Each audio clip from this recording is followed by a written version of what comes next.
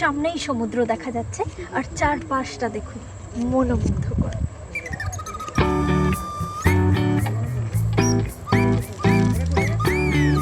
আমি এটাই সাজেস্ট করব, এখানে জীবনে অন্তত একবার না এলে আপনি এই জিনিসটাই মিস করে যাবেন, এই এসেন্সটাই মিস করে যাবেন। এখানে আসুনও জীবনে অন্তত একবার এবং থাকুনও ভালো মতো এনজয় করার জন্য, কারণ এটা তাড়াহুড়ো করে ঘুরে বেড়াবার জায়গা নয়। সারাটা দিন আরামে সুন্দরভাবে কোয়ালিটি টাইম স্পেন্ড করুন, সে কারণেই থাকতে বলছি এখানে।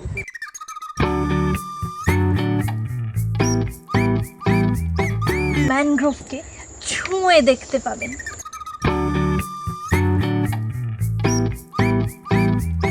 গুজরাটের ডুমাস বিচের মতো একেবারেই, তো ওরকমই লাগছে। ডুমাস বিচের মতো ব্ল্যাক কালারের স্যান্ড দেখুন চোখে পড়ছে, অন্য ধরনের সৌন্দর্য, একেবারেই একটু বেশিই আকর্ষণীয়, যাকে বলে অন্য ধরনের আকর্ষণ রয়েছে।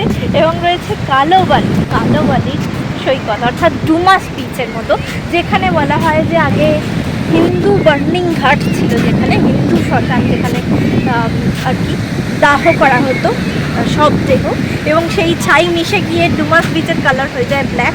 তো এখানেও একেবারেই সেরকম ফিলিং হচ্ছে। দেখুন বিচের কালার একটু ব্ল্যাকিশ টাইপের, পুরো বিচটাই।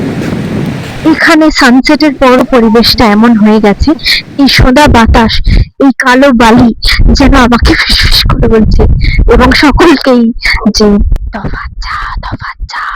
পুরোপুরি গা ছমছমে পরিবেশ হয়ে যাচ্ছে। আমি তো জাস্ট আর কি সেই কাপলের কথা ভাবছি, কাপলের কথা মনে করছি, যারা কিন্তু এখানে ঘুরতে এসেছিলেন এবং জানতেন না যে এমন হতে পারে।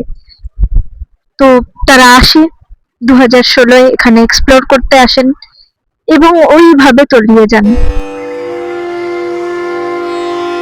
ওয়াচ টাওয়ার বাণীর সামনে দাঁড়িয়ে আছি দেখুন।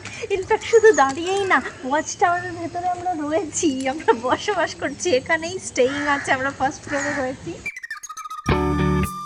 সম্ভবত দেশের মধ্যে এটাই এমনই এক ওয়াচ টাওয়ার যেখানে মানুষ বসবাস করতে পারে। কোন জায়গা এটা? It's one and only Henry's island.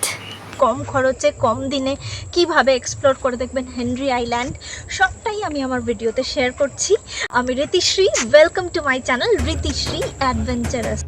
আপনি যদি চ্যানেলে নতুন হয়ে থাকেন সাবস্ক্রাইব করতে ভুলবেন না, সাবস্ক্রাইব করে অল আইকন ক্লিক করে দেবেন এবং জয়েনও করতে পারেন অনায়াসে যদি পার্সোনালি চ্যাটিং করতে চান। অনেক এবং আনলিমিটেড পার্সোনাল ভিডিওস পাচ্ছেন প্রতিটা লেভেলে। এখানকার রুম বা কটেজ বুকিং না করা থাকলে পার হেড 10 টাকা এন্ট্রি ফি লাগে। এন্ট্রি নিয়ে একটু এগোলেই ম্যানগ্রোভ প্রপার্টি, ম্যানগ্রোভ গেস্ট হাউসগুলো পড়ে। এখান থেকে সমুদ্র 2 কিলোমিটার দূরে। বকখালি থেকে দূরত্ব প্রায় 7.5 কিলোমিটার আর ফ্রেজারগঞ্জ থেকে দূরত্ব মাত্র 3.5 কিলোমিটার। প্রায় 1000 একর জায়গা জুড়ে বিশাল এই প্রপার্টিটা। এখানে 160টারও বেশি মাছ চাষের দিঘি রয়েছে।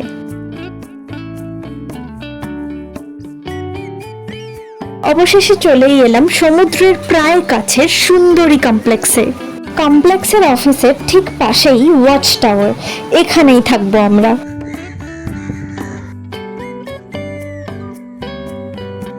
আমার পিছনে দেখুন অনেক টুরিস্টের অটো, টোটোই মোস্টলি, টোটো আসছে, পার্সোনাল গাড়িও আসছে। এটা by the way parking area cross করে আমরা এগিয়ে চলেছি বিচের উদ্দেশ্যে।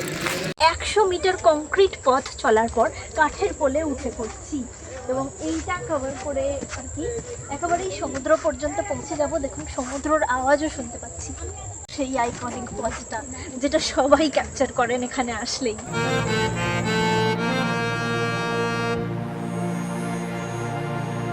মনে হচ্ছে পুরোপুরি সুন্দরবনেই আছি, আর যেন মনে হচ্ছে যখন তখন ওখান থেকে বাঘ ঝাঁপিয়ে পড়বে, ওরকমই ফিলিং হচ্ছে। হ্যাঁ, কারণ এই কাঠের পুলটাও ওরকম এবং আশপাশের সারাউন্ডিংও ম্যানগ্রোভ ফরেস্ট এমনই এতটাই গভীর যে যেন মনে হচ্ছে এখান থেকে ওই যে দেখা যাচ্ছে যেন এরকম লুকিয়ে বসে আছে, যেন বাঘ, গরম ফিলিং হচ্ছে। ম্যানগ্রোভকে উপভোগ করে দারুণভাবে আপনি পৌঁছে যাবেন সমুদ্রে।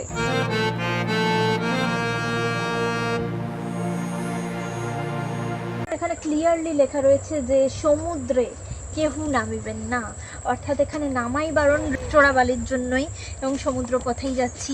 Let's see. বিচটা দেখুন, জাস্ট মানুষে মানুষে ছয়লাভ। এক্ষুনি নেমে পড়বো। মানুষ কিভাবে এনজয় করছে দেখুন। নামতে দেওয়া হচ্ছে না এই বিচে, তো কেন নামতে দেওয়া হচ্ছে না সেটাও একটু বাদে শেয়ার করছি ওখানে গিয়ে।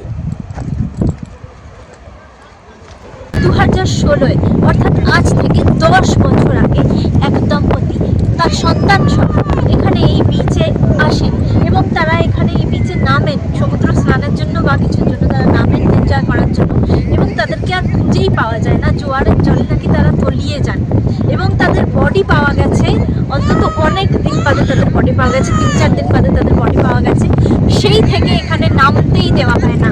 তবে আমার মনে হয় এটা কোনো সলিউশন না, যে এই ঘটনা তো মানে বকখালিতে এখনও ঘটে চলেছে। শোনা কেন লোকালসদের মুখে এবছর 6 জন রিসেন্টলি।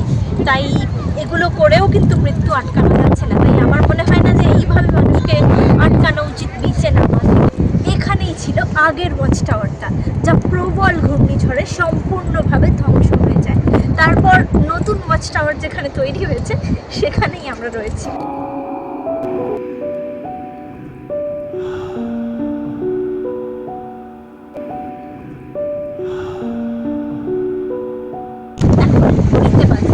প্রায় 5:30। এখনও অনেক অনেক নতুন নতুন মানুষ, নতুন নতুন পর্যটক কিন্তু এখানে এন্ট্রি নিচ্ছেন। যদিও বলা আছে যে 5টার পর এখানে প্রবেশ করা সম্পূর্ণভাবে নিষিদ্ধ।